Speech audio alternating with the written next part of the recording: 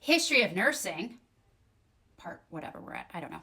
Okay, so Florence is born in 1820. She's born into this Victorian British family. Her father is a teacher, and apparently at the age of 16, she receives the spiritual calling that she's going to tend to the sick. Her family opposes all of this because this was considered lower class. Imagine that. And so basically, they wanted her to maintain the upper class status that she was born into of being a wife and a mother role. And she said, no, I'm going to go. And she goes and trains at the Deaconess Institute in Germany in 1850. This was a Lutheran ran institute combining theological education along with nursing. This goes back to those churches. If you haven't watched my other video about the churches and the monks and the nuns and how we got here, go back and watch that.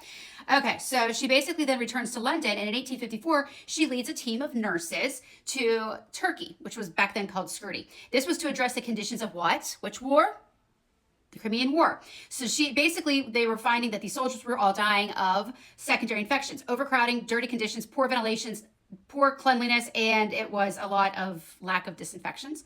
And so basically she came in and created basically the Nightingale method, and she dropped their death toll from 40% to 2% in 6 months. Okay, so the book notes, there is a book that she published apparently in 1859, Book Notes on Nursing by Florence Nightingale.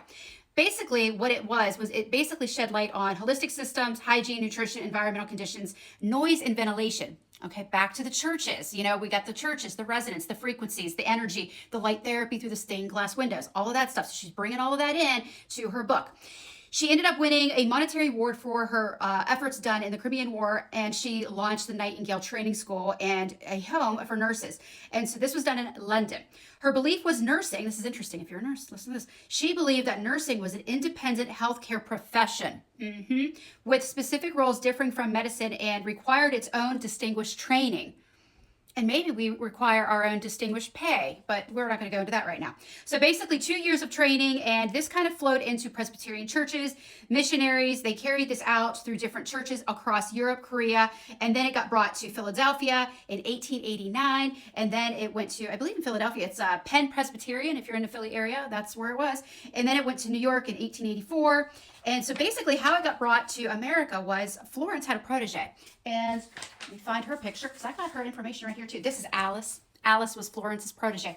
Alice is the one that brought things over to Philadelphia. All right. And so she basically was like, I'm going to go to Philly and I'm going to teach these people how to navigate things. Now, at this time, keep in mind, per the other videos, we had things going on. We had the Rockefeller stuff happening. We had the Rothschilds, and we had the Carnegie stuff happening. And so if you haven't watched those videos on the establishment of the healthcare system, watch those, because Alice is on a boat coming from London, and Alice is picking up what's being laid down. And she's realizing that things are much more political than she ever thought. And she actually writes Florence a letter telling her of her concerns because she doesn't know if she has what it takes to be up against all this political stuff that's going on. And we're going to stop there, follow for the next.